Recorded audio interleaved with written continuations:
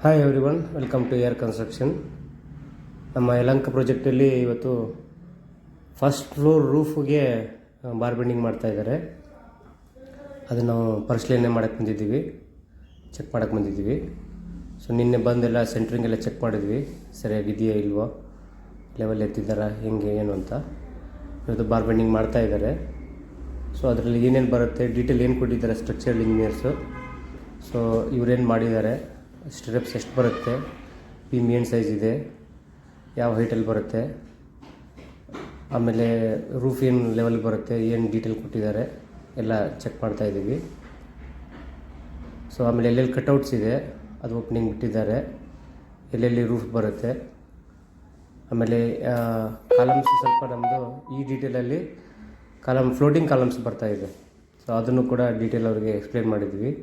ಎಲ್ಲಿ floating column ಬರುತ್ತೆ, ಎಲ್ಲಿ ಫ್ಲೋಟಿಂಗ್ ಕಾಲಮ್ ಬರುತ್ತೆ ಅಲ್ಲಿ ಬೀಮ್ ಹೆವಿ ಬಂದಿದೆ, 2x2 ಬೀಮ್ ಬಂದಿದೆ. ಸೊ ಇಲ್ಲಿ ನೋಡ್ಬೋದು ನೀವು, ಈ ಬೀಮಲ್ಲಿ ನಮಗೆ 2 ಫ್ಲೋಟಿಂಗ್ ಕಾಲಮ್ಸ್ ಬರುತ್ತೆ. ಸೊ ಅಂದರೆ ಈ ಫ್ಲೋರಿಂದ ಎಕ್ಸ್ಟೆನ್ಷನ್ ಆಗುತ್ತೆ. ಸೊ ಅದನ್ನು ನಾವು ಚೆಕ್ ಮಾಡ್ತಾಯಿದ್ದೀವಿ. ಆಮೇಲೆ ಫ್ರಂಟಲ್ಲಿ ಎಲಿವೇಷನ್ಗೆ ಎಷ್ಟು ಬೀಮ್ ಬರುತ್ತೆ, ಆ ಚಜೆ ಎಷ್ಟು ಬರುತ್ತೆ ಮುಂದಕ್ಕೆ, ಆಮೇಲೆ ಈ ಸ್ಟಿರಪ್ಸ್ ಎಲ್ಲ ಕರೆಕ್ಟಾಗಿ ಕಟ್ಟಿದ್ದಾರಾ ಇಲ್ವೋ, ಗ್ಯಾಪ್ ಎಷ್ಟಿದೆ, ಆಮೇಲೆ 2 ಲೆಗ್ ಇದೆಯಾ 4 ಲೆಗ್ ಇದೆಯಾ ಅದು ಚೆಕ್ ಮಾಡ್ತಾ ಇದ್ದಾರೆ.